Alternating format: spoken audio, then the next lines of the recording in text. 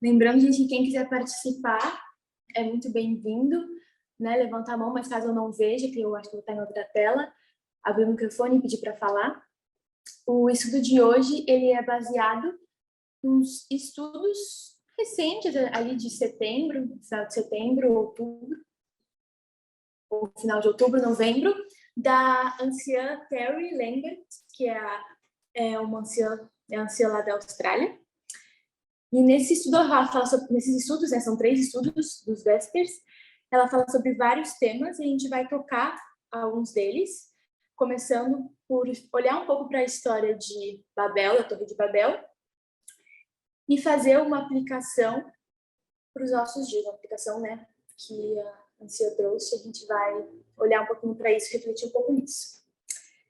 Então, deixa eu só dar uma aqui. Para começar, eu queria que alguém lesse para a gente Gênesis 11. Aqui as referências, já lê primeiro um trecho da história da Bíblia, e depois a gente vai para o capítulo 10 de Patriarcas e Profetas, para continuar entendendo um pouco mais dessa história. Então, primeiro, Gênesis capítulo 11, do versículo 1 ao 6. Eu gostaria que alguém lesse para a gente, por favor. Depois ninguém esteja com a Bíblia, então eu vou compartilhar a tela. Clara? Pode ler, então, por favor. Posso ler para você? Pode ler. Sim, de 1 ao 12, né? Não, 1 ao 6. 1 ao 6, no capítulo 12. E falou o Senhor a Moisés e a Arão na terra do Egito. Capítulo 11. 11? Gênesis, capítulo 11. Tá. E o Senhor disse a Moisés: ainda uma praga trarei... Gênesis. Opa, eu acho que estou lendo Êxodo. Desculpa, estou lendo em Êxodo, perdão. Não, imagina. Tá. 11, agora sim. E era toda a terra de uma mesma língua e de uma mesma fala. E aconteceu que, partindo eles do Oriente, acharam um vale na terra de Sinar e habitaram ali. E disseram uns aos outros: eia, façamos tijolos e queimemo-los bem. E foi-lhes o tijolo por pedra e o betume por cal. E disseram: eia, edifiquemos nós uma cidade e uma torre cujo cume toque nos céus. E façamo-nos um nome, para que não sejamos espalhados sobre a face de toda a terra.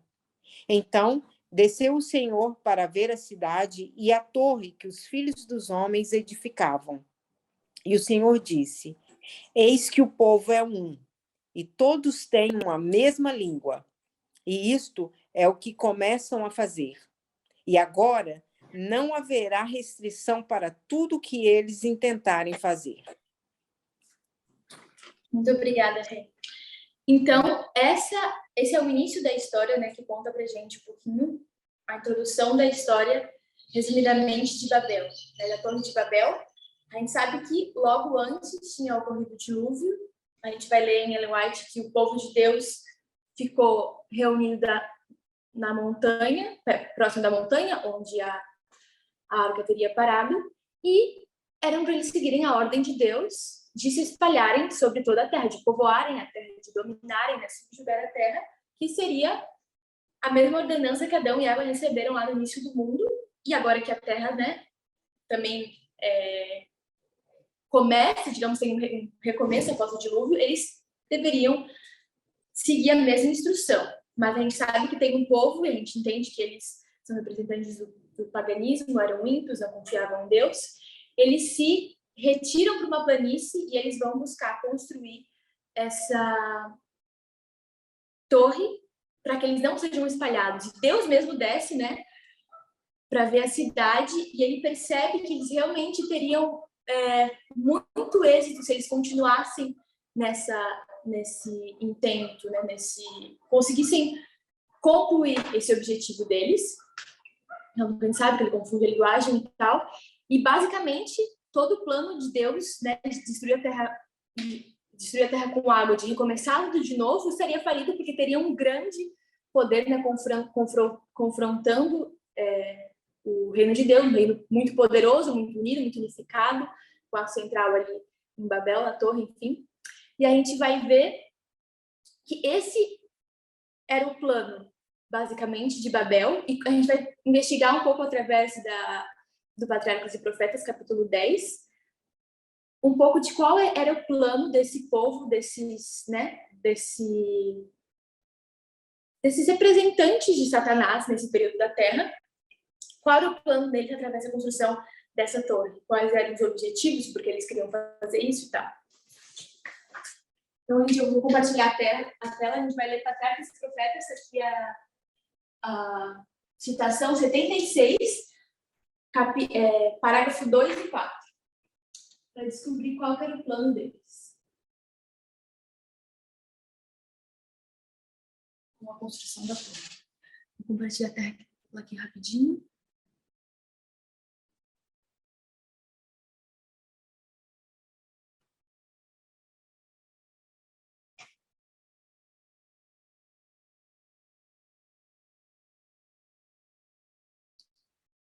Se alguém puder ler esse parágrafo 76.2 a partir do durante, parágrafo inteiro, por favor.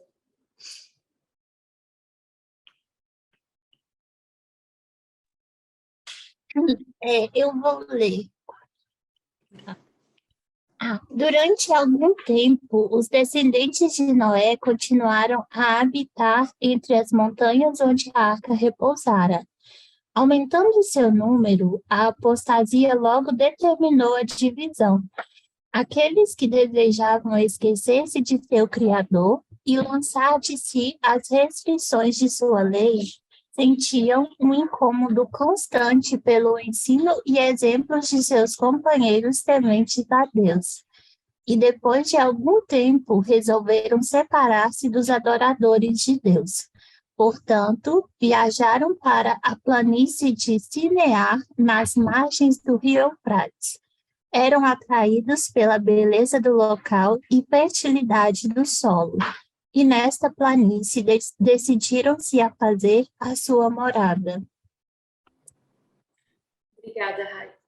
Então, o que esse primeiro parágrafo fala? Queria que vocês comentassem um pouquinho cada parágrafo que a gente vai ler, vão ser só 3, mas o que determinou a divisão, então, do povo? O que fez com que essas pessoas saíssem e quisessem procurar um outro lugar para habitar?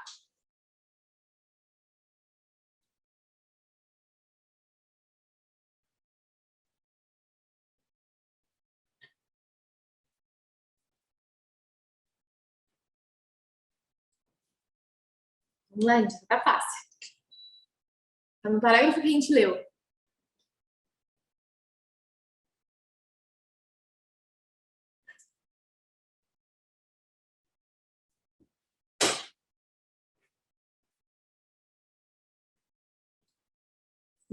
Eles sentiam, né? Tá dizendo aí, sentiam um incômodo constante.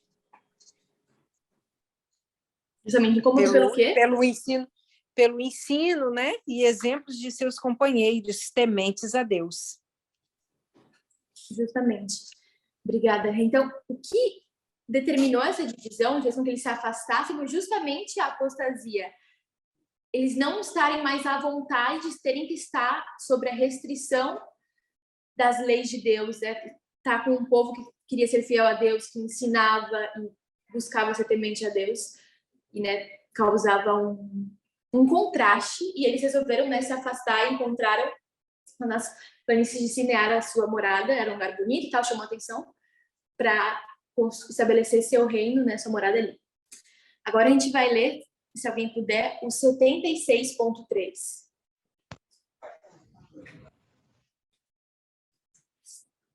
alguém puder ler para a gente, por favor. Vou ler. Ali resolveram edificar uma cidade e nela uma torre de altura tão estupenda que havia de torná-la uma maravilha do mundo. Estes empreendimentos destinavam-se a impedir que o povo se espalhasse ao longe em colônias. Deus determinara que os homens se dispersassem pela terra toda, para povoá-la e subjugá-la. Mas estes construtores de Babel resolveram conservar ainda sua comunidade em um corpo e fundaram uma monarquia que finalmente abrangesse a terra inteira. Assim, a sua cidade tornar-se-ia a metrópole de um império universal. Sua glória imporia a admiração e a homenagem do mundo e tornaria ilustres os fundadores. A magnificente torre, atingindo os céus, tinha por fim permanecer como um monumento do poder e sabedoria de seus construtores, perpetuando a sua fama até as últimas gerações. Obrigada, Carol. Então, a gente vê que eles tinham um plano. Eles chegam lá na planície e não vão simplesmente, né, construir suas casas, enfim, suas habitações ali. Eles têm um plano muito claro. A gente vai construir isso juntos, está bem claro nesse parágrafo, no parágrafo de baixo, que é o último que a gente vai ler, da citação. Então, o plano inicial deles era construir uma cidade e fazer nessa cidade uma torre. E quais eram os objetivos dessa torre? Eu queria que vocês pensassem um pouquinho aqui para a gente ir escrevendo aqui um pouco sobre. Mantê-los unidos, Lara. Perdão, está um pouco baixinho? Pode repetir? Acho que era para, como o texto está dizendo, que é para mantê-los unidos, né, em volta ali da cidade. Então, eles queriam montar uma cidade e fazer uma torre muito alta para se manterem unidos. Então, para não, basicamente, não se espalharem, né? Que era a ordenança de Deus. O que mais? Tem alguns outros elementos que aparecem nesse parágrafo. Demonstração de poder. Uhum. Exatamente. Diz ali, na última frase, permanecer como um monumento de poder e sabedoria de seus construtores, perpetuando a sua fama até as últimas gerações. Ou seja, era um monumento, como ele falou, de poder, e o objetivo era que a fama deles fosse perpetuada pelas gerações.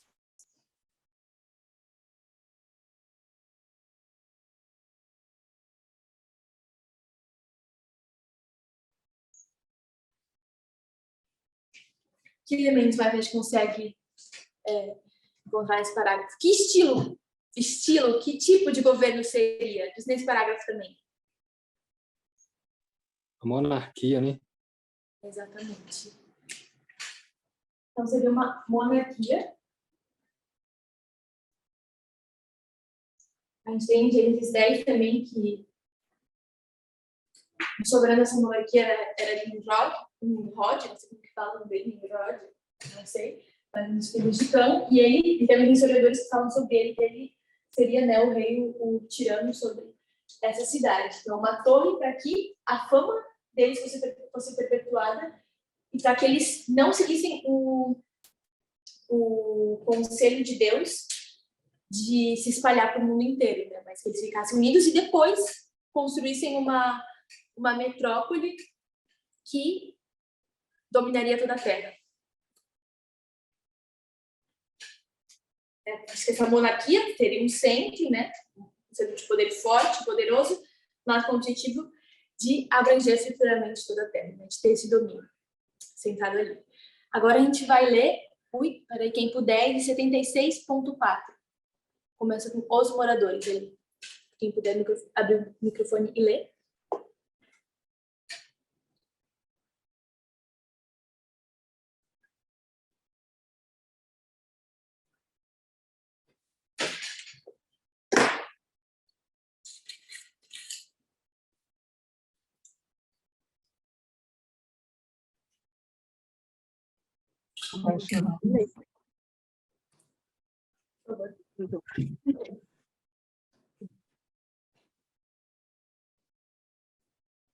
Os moradores da planície de Sinear não criam no conceito de Deus de que não mais traria um dilúvio sobre a terra. Muitos deles negavam a existência de Deus e atribuíam o dilúvio à operação de causas naturais. Outros criam em um ser supremo e que fora ele que destruíra o mundo antediluviano. E seu coração, como o de Caim, ergueu-se em rebelião contra aquele ser. Um objetivo que tinham na construção da torre era garantir sua segurança em caso de outro dilúvio, elevando a construção a uma altura maior do que a que foi atingida pelas águas do dilúvio, julgavam colocar-se fora de toda possibilidade de perigo. E, como pudessem subir à região das nuvens, esperavam certificar-se da causa do dilúvio.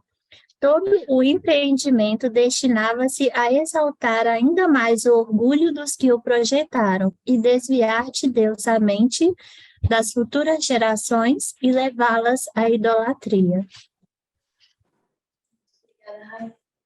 Então tá, agora fala um outro motivo, um motivo muito importante que fez com que eles também quisessem construir essa torre. Qual foi esse motivo? Tá bem claro nesse parágrafo.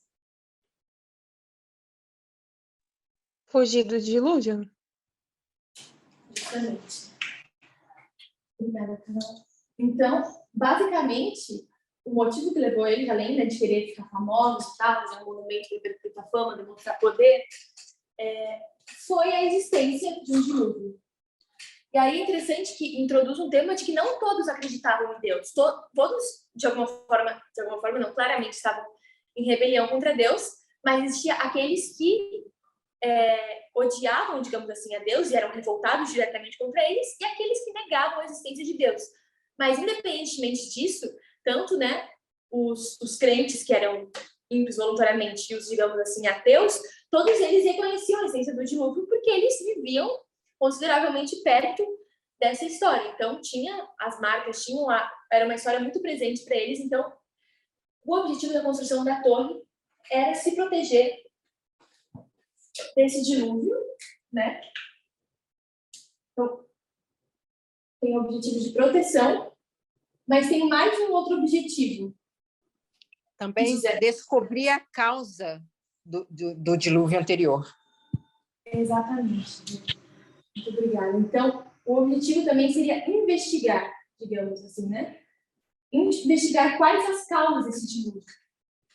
E por que né, houve essa destruição. Então, existem vários motivos que levaram à construção dessa torre, desde da autoexaltação, como nação ali que estava se criando, até os temores em relação ao dilúvio, os temores em relação a que a Terra fosse destruída novamente, e eles construíssem uma torre tão alta, a ponto de que mesmo que a água subisse àquela mesma altura, eles estariam, que eles conseguissem chegar até, né, ou estar naquela altura superior da torre, seriam protegidos, e também, né, enquanto esse dilúvio não vem, eles pudessem subir até lá e investigar as causas, entender o que aconteceu, né, talvez como eles poderiam fazer para prevenir, enfim.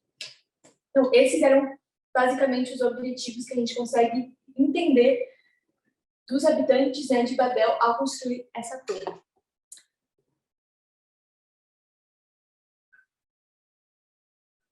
Eu vou só parar de compartilhar aqui rapidinho.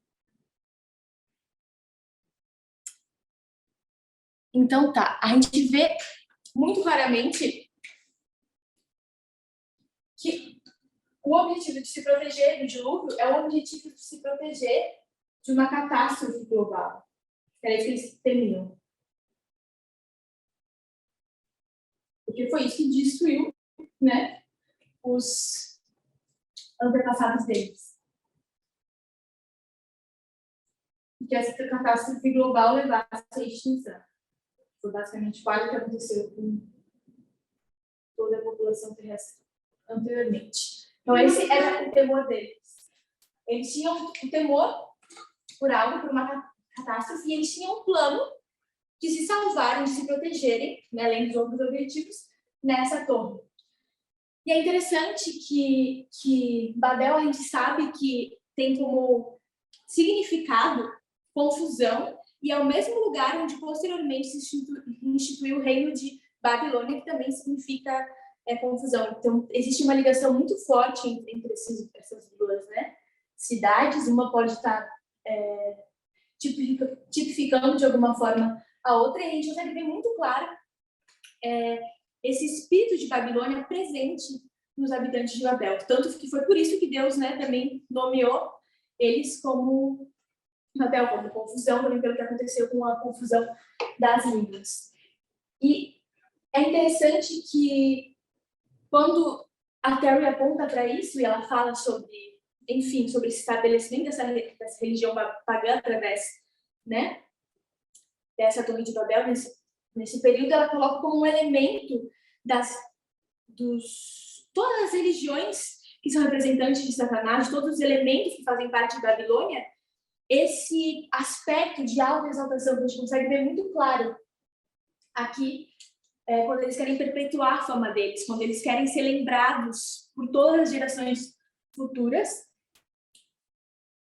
E a gente consegue entender, ela aponta para a gente que todos os outros testes que vieram antes, tanto o teste de Eva, quanto o teste de Caim, quanto o teste de Cã, eles também envolvem, de alguma forma, um princípio de autoexaltação, muitas vezes, ou nessas 3 vezes, frente a um problema. Por exemplo, Babel, eles tinham claramente um problema, que era uma catástrofe global, e a maneira deles resolverem isso é se autoexaltando. Enquanto a religião divina, ela busca exaltar a Deus, a religião pagã de Satanás busca exaltar a si mesmo. A gente vê isso claramente quando Lúcifer, né, se exalta até os céus, quer ser semelhante ao Altíssimo. A gente vê isso através da figura do papá, o chifre pequeno, que também se exalta até os céus.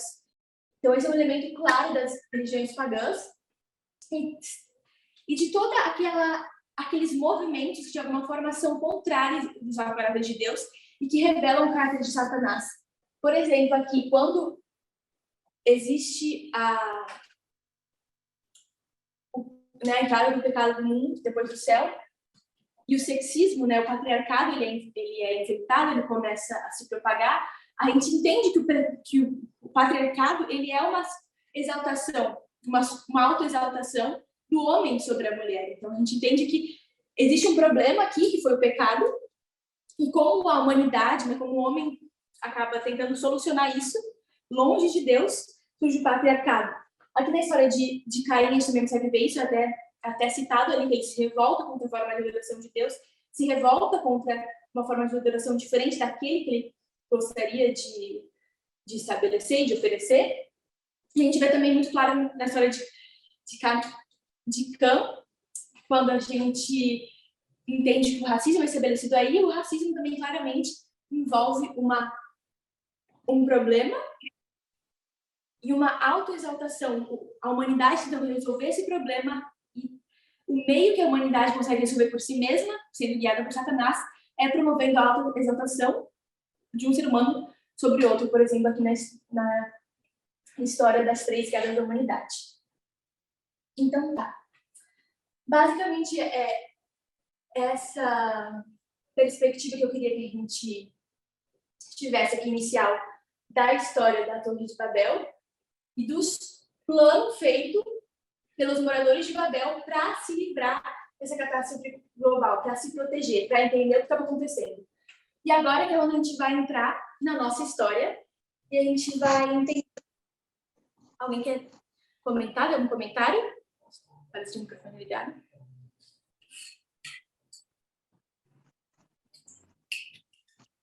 Não? Então vamos seguir.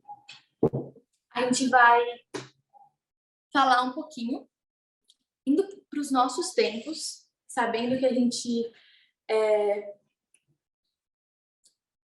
nós como cristãos sabemos como o mundo vai acabar, sabemos, né, que não vai haver uma catástrofe global, por exemplo, num dilúvio.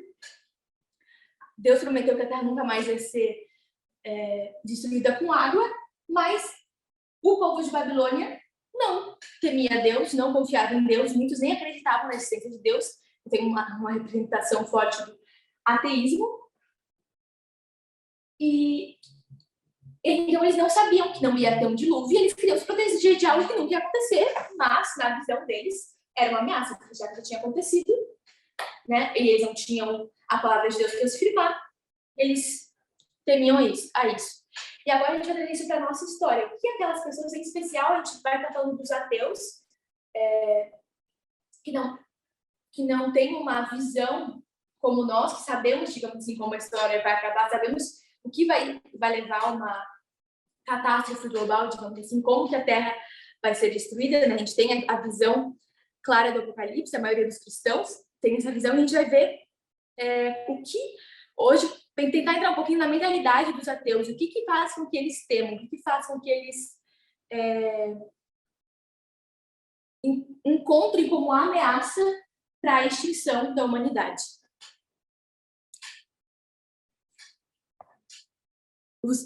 E o termo para isso usado, o mais correto seria são riscos existenciais para a humanidade, riscos existenciais globais que levariam à extinção humana ou restringiriam drasticamente o potencial da humanidade.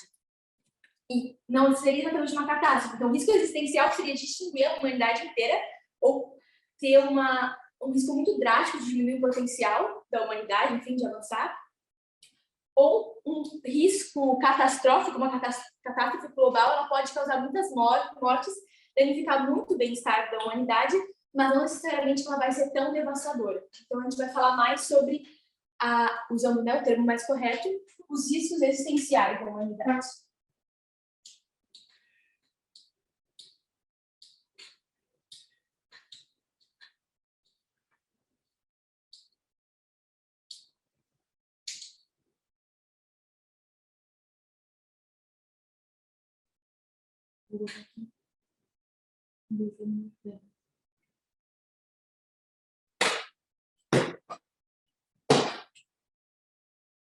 Esses riscos, eles são classificados em duas partes, tem antropogênicos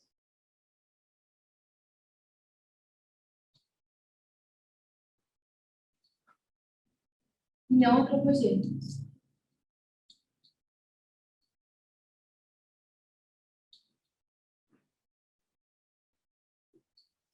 Antropogênicos, basicamente, é o que tem a ver com o homem, né? Gênicos, acho que é a origem. Então, aqueles originados diretamente pelo homem e aqueles não diretamente pelo homem, mas são causas, assim, naturais. Essa é uma classificação que existe, que é bem forte, né, no mundo dos cientistas evolucionistas, enfim, então, porque eles acreditam que a Terra existe há muito tempo. Então, assim como os pós-diluvianos acreditavam que houve um dilúvio, pode acontecer novamente, eles acreditam que passaram muitas coisas na Terra, seja meteoros, seja vulcões, enfim, que se extinguiram e levaram à extinção de espécies como dinossauros, enfim. E isso, na crença deles, pode voltar a acontecer. Esses e outros tipos de danos causados agora mais diretamente pela própria humanidade também. E eles querem entender isso, eles querem entender qual que é o risco, os riscos que a humanidade sofre hoje ou no futuro, para que eles possam investigar e também se proteger contra isso, assim como os habitantes de Babel fariam. Tentaram fazer. Algum de vocês tem alguma ideia do que poderia ser um risco antropogênico? Um exemplo, né, de riscos causados pelo homem, existenciais, e riscos existenciais que são mais de causa natural, causados pela natureza. Alguém tem alguma sugestão?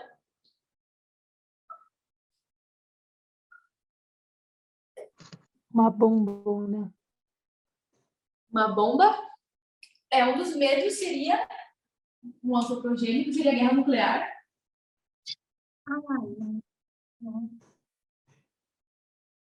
Né? Seria aquilo que mais tem, digamos assim, poder para levar a uma destruição massiva, né? Uma ameaça mais massiva.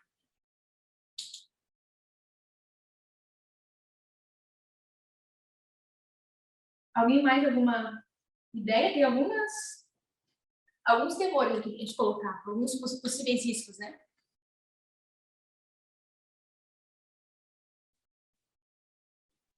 Uma epidemia seria? Epidemia? Isso. Isso, a gente vai colocar aqui como armas biológicas. Acho que pode ser como uma pandemia também, porque a gente sabe que a pandemia teve causas naturais, até tem reportagens, fontes de informação que falam sobre isso, que a devastação da natureza promove o surgimento de pandemias. Então, tem algo ligado com os antropogênicos, ou com pandemia. Outro temor relacionado a isso seriam as armas biológicas. né, o bioterrorismo, a biotecnologia, enfim, gerar algo que possa causar uma destruição massiva e tal, que possa vir a trazer um risco existencial. Alguém tem mais alguma sugestão, alguma ideia? Algo não antropológico. O que matou, teoricamente, nessa visão, pensando um pouco como ateístas, ateus, enfim, o que matou os dinossauros, teoricamente? Essa na teoria da evolução. Big Bang. Big Bang deu a origem, né? Mas o que teria sido a causa da extinção, uma das hipóteses. Desculpa, acho que creio que é o meteoro, né? O meteoro que causa a Terra e tal. Uhum. Alguém mais vai falar?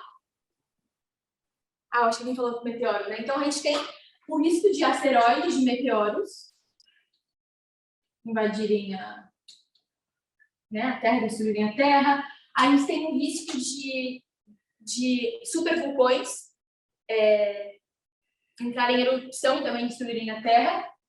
Isso está ligado com o aquecimento global, digamos assim, de causas mais naturais, que pode acontecer devido a uma erupção de um vulcão.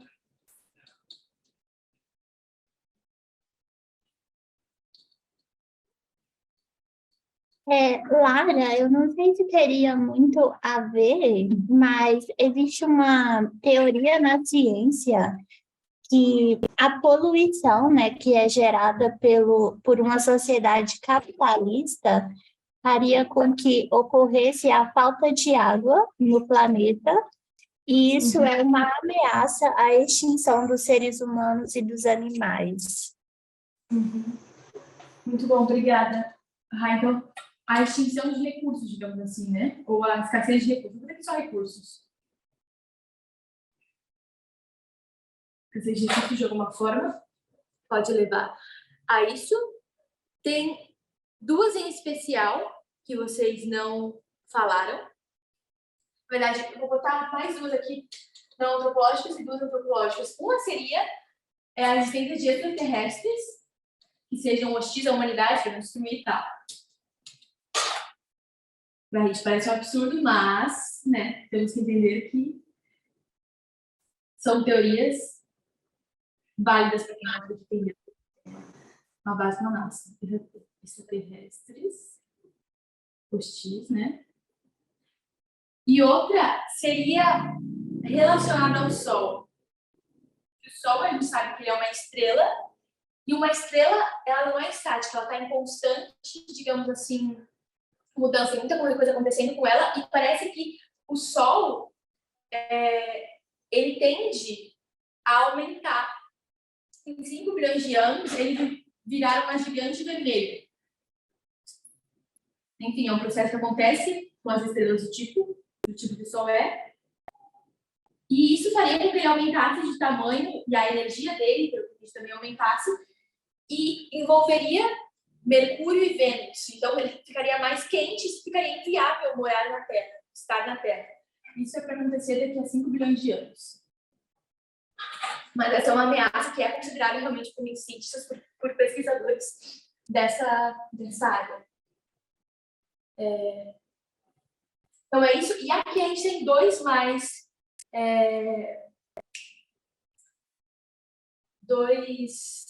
ameaças mais que poderiam vir de fatores ocasionados pela humanidade, pelo ser humano, enfim. Que seriam a inteligência artificial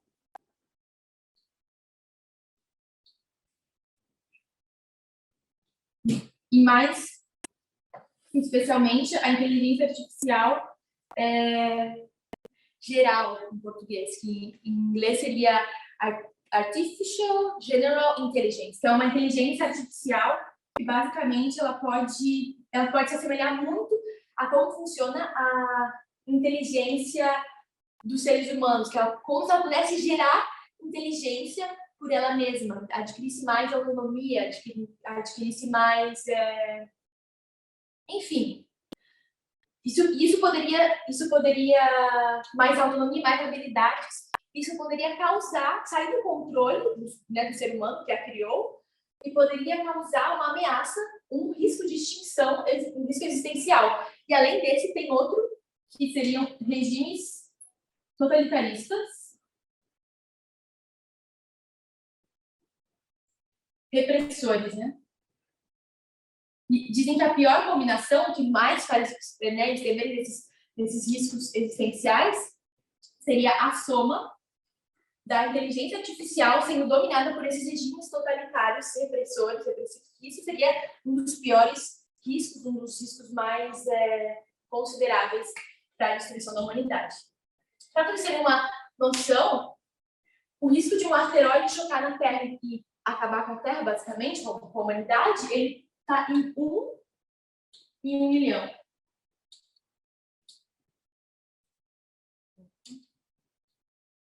Vários zeros. E parece que o risco da inteligência artificial apresentar realmente um risco e ser uma ameaça existencial está em 1/6. Ou seja, é uma ameaça muito mais presente, muito mais tangível e que exige muito mais preocupação, né, das entidades relacionadas que estudam, que buscam entender mais, buscam mais investigar sobre esses temas. Então, a gente viu basicamente as causas existenciais, algumas das principais, não que sejam as únicas, exclusivas, mas, enfim, são coisas que têm me preocupado bastante o mundo secular, o mundo ateu, que não tem a nossa história da redenção completa e bonita para ver e entender o futuro da humanidade. Frente a isso, surge uma iniciativa, né? A gente falou sobre o problema, agora a gente vai falar sobre a salvação. A salvação de Babel era a torre. Um dos meios, uma das teorias que busca gerar essa salvação é o título do nosso estudo, que é o longo prazismo. Alguém já ouviu falar esse termo e sabe o que significaria?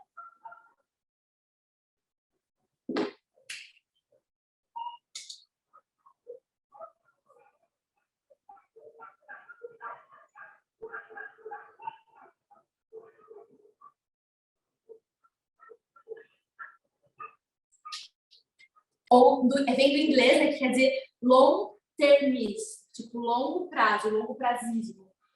Eu vou ler a definição aqui, talvez a gente começar a se familiarizar. Diz assim: o longo prazismo é uma posição ética que prioriza a melhoria do futuro a longo prazo. É um conceito importante no altruísmo eficaz, que serve como uma motivação primária para os esforços para reduzir os riscos existenciais para a humanidade. Ou seja, o longo prazismo é um objetivo, né, tem como objetivo gerar esforços para diminuir, para atacar esses riscos existenciais, né, para construir uma torre, digamos assim, para a salvação da humanidade. Mas esses esforços vão em direção a quê?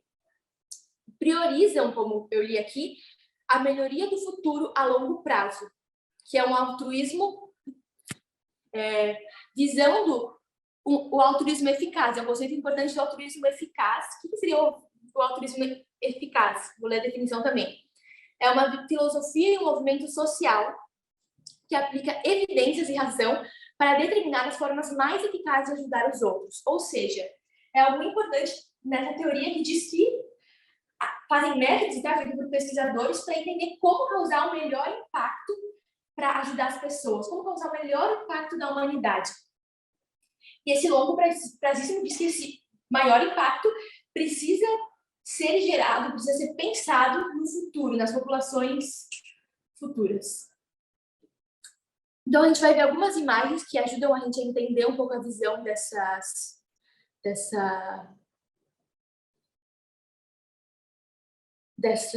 posição, né?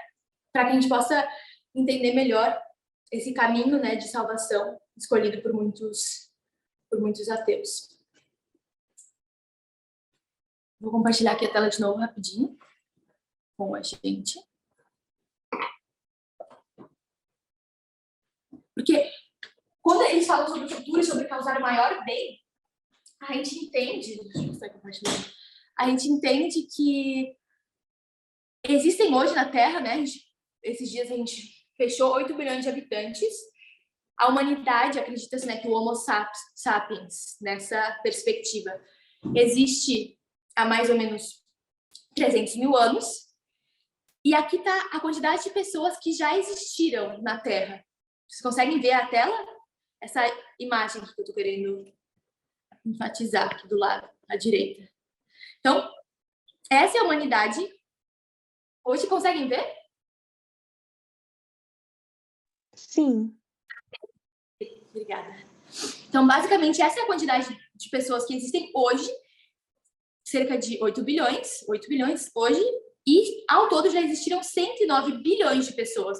Ou seja, hoje existe um número considerável de pessoas. A gente vê aqui, ó, nessa parte, que cerca de nos últimos 2.000 anos, basicamente metade da população que já existiu na Terra, metade dela surgiu só nos últimos 2.000 anos, de 300 mil, ou seja, a população tem crescido muito nos últimos tempos. Mas agora a gente vai falar sobre o futuro. Então, no passado, olhando para essa imagem aqui, peraí. No passado, esses pontinhos aqui representam o número de pessoas que já existiram, né? Esses 300 mil anos de história. Hoje, vivas, tem esse pontinho aqui, que são 8 bilhões de pessoas. Mas o futuro é muito maior. O futuro, essa quantidade de pessoas que se acredita que a Terra pode chegar a ter em 800 milhões de anos, 800 mil anos, nem milhões, tá? Falta muito ainda pro céu, né? Pro céu não, pro Sol ser uma ameaça. Então, nascerão 100 trilhões de crianças. A gente está em 8 bilhões de pessoas agora vivas, mas ainda vão nascer 100 trilhões de crianças, só em 800 mil anos. Se a gente pensar que só em 5 bilhões de anos o céu vai explodir, segundo as contas, vão ter nascido nesses 5 bilhões de anos 625 quadrilhões de crianças ainda vão ter nascido. E ainda depois desses 625 quadrilhões de pessoas nesses 5 bilhões de anos, existe a possibilidade de estar se buscando, ao menos, né, de ir para Marte e de continuar reproduzindo a humanidade, indo longe, chegando, conquistando, enfim. E esse é o objetivo do longo prazismo, basicamente. Ok, nós temos 8 bilhões de pessoas aqui, mas se a gente olhar no longo prazo, que não está falando de 50 anos, de 100, nem de 200, nem de 1.000 anos, a gente está falando de bilhões de anos, milhões e milhões de anos. Então, se a gente olhar para lá, vai existir muita gente. Então, se eu quero fazer um impacto e realmente ser genuinamente altruísta, eu tenho que pensar meus esforços, meus recursos para ajudar essas pessoas a viverem uma vida boa, viverem uma vida feliz. Alguns princípios do longo prazismo seriam basicamente assim. Eu vou escrever aqui. Diz que as pessoas do futuro contam. Ou seja, se eu me preocupo moralmente com as pessoas que eu não conheço, mas que vivem comigo na Terra hoje, eu também devo me preocupar com todas as pessoas que virão a viver algum dia na Terra. Mesmo que isso, né, daqui a bilhões de anos. Então, as pessoas do futuro contam, importam.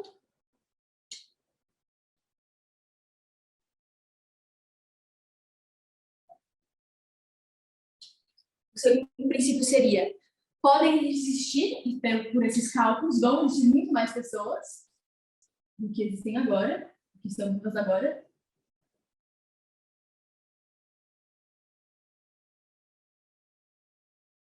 E o último ponto diz assim, que nós podemos afetar positivamente a vida dessas pessoas.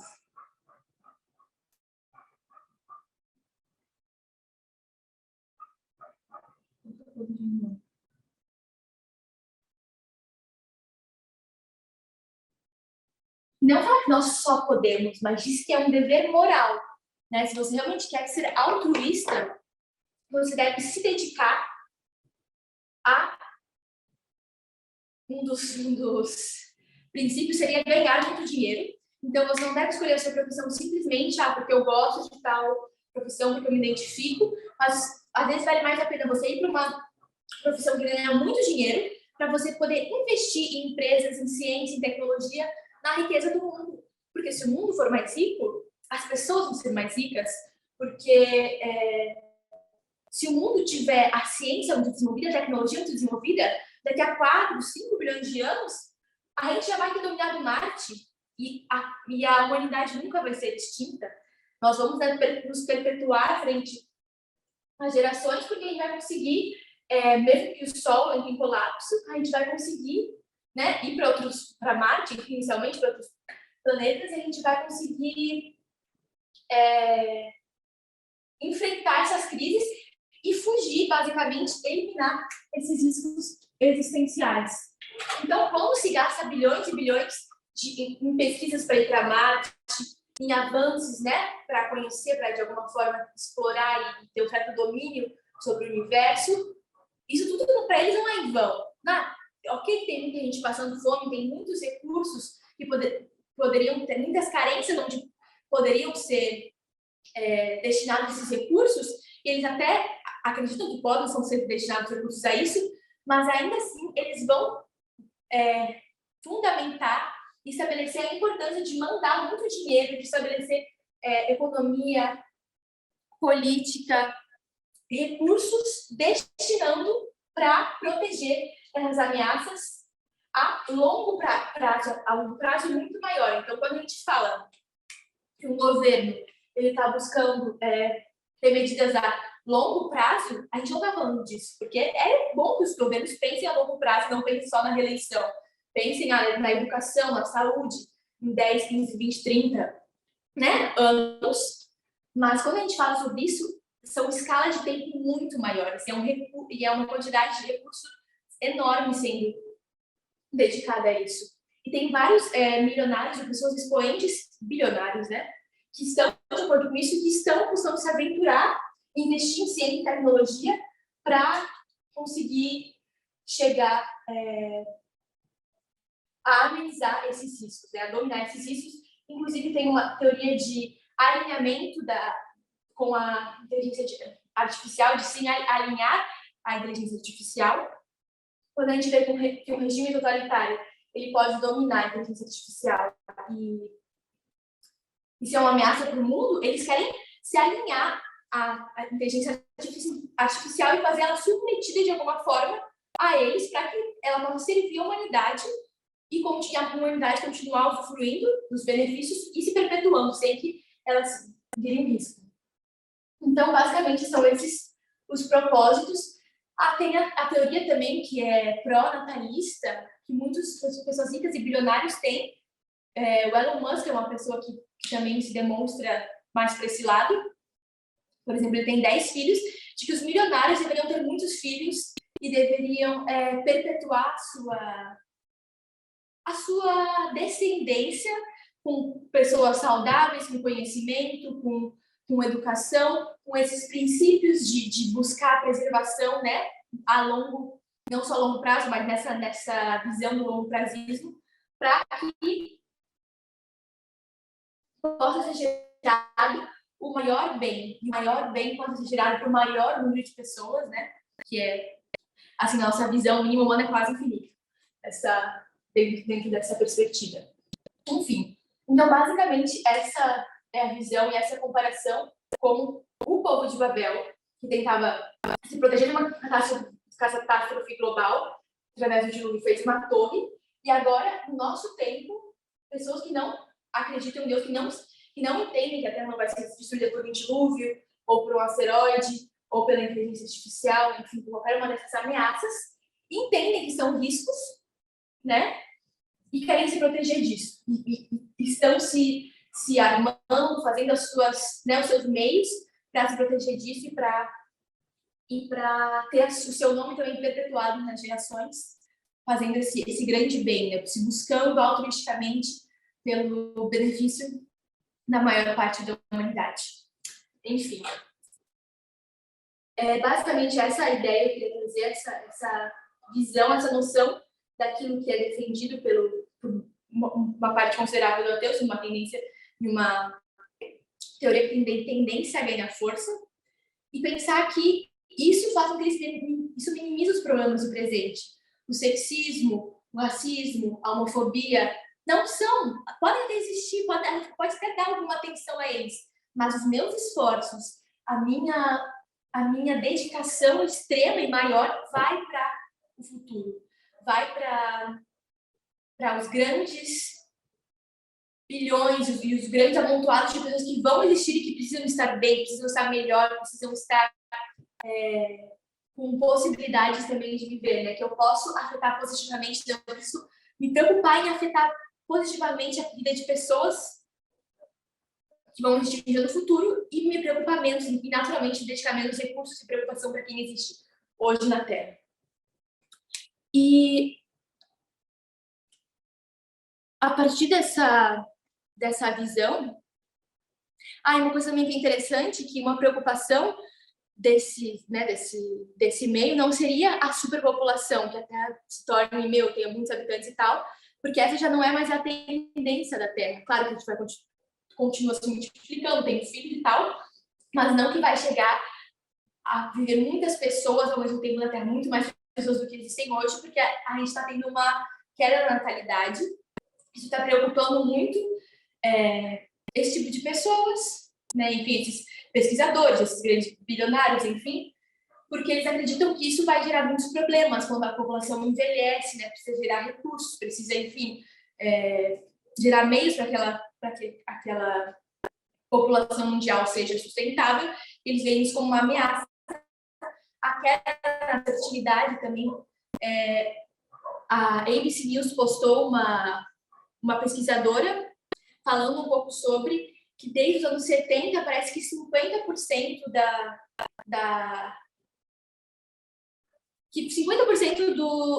da fertilidade masculina, digamos assim, da contagem de espermatozoides no esperma masculino diminuiu pela metade, basicamente isso. Desde os anos 70 houve uma queda nesse número de espermatozoides, ou seja, os homens estão menos férteis, então tem mais riscos de a população não continuar tão sustentável, gerar uma crise também por essa diminuição da natalidade. Então é uma preocupação também, e isso é interessante a gente pensar, porque a preocupação por gerar mais filhos, por gerar mais descendentes, por aumentar a população, né, fazer que tenha uma boa quantidade de população economicamente ativa, façam que as mulheres, né, tenham que voltar àquela missão, né, da natureza, enfim, bem defendida pelo feminismo cultural, de ter filhos, de se dedicar à maternidade, de muitas vezes ter que se reservar e se abrir mão de tantas outras coisas por conta disso. Então é algo interessante a gente se pensar também, que essa é uma preocupação desse grupo que defende o longo pracismo. E por último, eu queria compartilhar a tela rapidinho. Deixa eu ver o chat.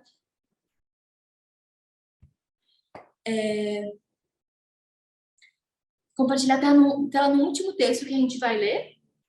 Agora trazendo para a gente sabe que tudo isso para a gente não faz sentido, porque nós acreditamos que muito em breve, acreditamos ser a última geração, Cristo vai voltar e toda a Terra vai ser destruída com fogo, e toda aquela história que a gente conhece. E então nós acreditamos que, né, essa catástrofe global de uma maneira está prestes a acontecer, mas nós acreditamos também que existe uma salvação e buscamos essa salvação. E a reflexão que eu fiquei pensando quando eu olhei para esse estudo é que essas pessoas que acreditam nesse longo prazismo, elas estão se preparando para isso. Elas estão destinando fundos, preocupação, recursos, pensando e se esforçando realmente para esse plano de salvação, para esse mundo que elas acreditam que vai durar ainda bilhões e bilhões e bilhões de anos. Então, elas realmente estão tomando essa iniciativa. E essa semana eu me deparei com um texto que me chamou a atenção para a nossa visão, para a nossa atitude, né? Comparando, contrastando com essa história defendida e levantada pelo ateísmo. E eu vou ler esse trecho que está compartilhando a tela, né? Que está em Testemunhos, acho que é Testemunhos Certos, 241.2. Isso é uma carta de Ellen White que ela está escrevendo para irmãos. Um compilado, então tem várias cartas, enfim, mas nessa parte é para irmãos que estão muito apegados à terra, ou a avareza, as riquezas e tal, ela está fazendo uma crítica em relação a isso, mas as palavras ali que estão sublinhadas, eu acredito que servem para todos nós em distintos aspectos. Fala assim: desperte, eu imploro. Busque aquelas coisas que são duradouras. As coisas terrenas em breve passarão. Está você pronto para trocar o mundo pelo outro? Está formando caráter para a eternidade? Ou seja,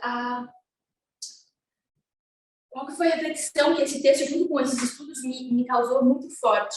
A gente entende que essas pessoas elas estão se preparando para o mundo, para o modelo de mundo que elas acreditam que deve existir. Mas será que nós estamos nos preparando para o modelo de mundo que nós temos convicção de que vai existir? Aqui eles trabalham no plano da incerteza, pode acontecer uma coisa, mesmo que tenha uma chance pequena, pode acontecer outra e tal, como que já vai fazer, eles se preparam para muita coisa. Nós entendemos que o mundo que a gente vai e que o teste que a gente vai enfrentar é um mundo de igualdade. O teste, a preparação que a gente precisa ter hoje é se livrar do sexismo, né? Ter a nossa alma justificada, santificada em justiça, se livrando do sexismo e absorvendo a igualdade de gênero e realmente nos moldando para os princípios do céu, nos esforçando, né? Formando um caráter para isso. Então, enquanto os ateus que não têm esses princípios, não têm essa certeza que nós, né, acreditamos, essa fé que nós temos, estão se preparando, mesmo que sem saber exatamente o que iria acontecer, mesmo na base da suposição, eles estão se preparando, se esforçando, né, destinando muito das suas riquezas, recursos, esforços, conhecimentos para isso, tempo, enfim, o que nós estamos fazendo, sabe? Eles buscam a salvação para o maior número de pessoas e a gente entende que Cristo, no sacrifício da cruz, ele já pagou a salvação para todo mundo. A salvação, né, está aí para todos, apesar de que a gente sabe que não são todos que vão aceitar. Mas então a gente já entende que a nossa salvação, de alguma forma, já está garantida. A gente já entende que existe um novo mundo, que a gente não vai ficar para sempre nessa terra de pecado por anos e anos e anos sem fim. A gente entende que já existe uma salvação. Mas será que a gente está se preparando para esse novo reino, para os princípios desse novo reino, formando um caráter de acordo com essa verdade, sabe? Que a gente já tem convicção, que a gente tem linhas, que a gente tem história, que a gente sabe que Cristo está voltando na nossa geração. Então, nós estamos nos preparando e nos esforçando para alcançar esse novo mundo, para alcançar esse novo caráter, os princípios desse mundo, que, né, às vezes a gente fala, parece uma coisa muito metafísica, mas é lutando pela igualdade, lutando para entender a desigualdade de gênero, o sexismo, o patriarcado, e como ele precisa ser derrubado nas nossas vidas, para que a gente possa verdadeiramente, né, estar com o nosso caráter pronto para o céu. E é basicamente isso que eu queria trazer, essa visão aqui, primeiro geral, e fazer essa reflexão que eu tive quando eu, né, eu estava lidando com esse estudo e vendo algumas coisas. E é basicamente isso. Eu queria saber se alguém tem alguma pergunta ou algum comentário, senão a gente pode terminar com uma oração.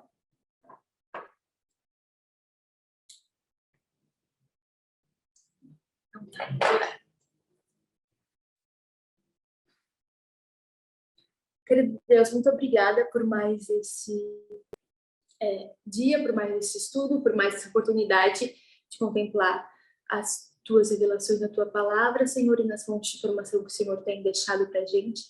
Muito obrigada pela oportunidade de compreender esse mundo e também de compreender que estamos no fim do mundo. E por mais que existam teorias e hipóteses que para a gente possam parecer absurdas, a gente tem uma segurança, uma certeza de que o Senhor está nos guiando e de que o Senhor tem nos revelado o que vai acontecer nesse final de história da Terra, Senhor. E que a gente possa realmente levar isso a sério, que isso possa ser o maior motivo e movimentação das nossas vidas, realmente nos preparar para esse novo mundo, viver e começar aqui nessa terra os princípios da Canaã celestial, da nova terra, que a gente sabe que é fundada a partir da igualdade, uma terra restaurada. Nos ajude a restaurar esses princípios na nossa vida, no contexto que a gente impacta, Senhor. E obrigada por essa oportunidade, por nos ajudar a aclarar a visão de qual é a verdadeira ameaça e qual é o verdadeiro preparo que a gente precisa assumir agora. A gente te agradece mais uma vez por essa oportunidade, por mais um sábado que tem se iniciado, que a gente possa aproveitar ele na tua companhia e dos nossos amigos queridos também, por todo o Brasil, enfim. Em nome de Jesus. Amém.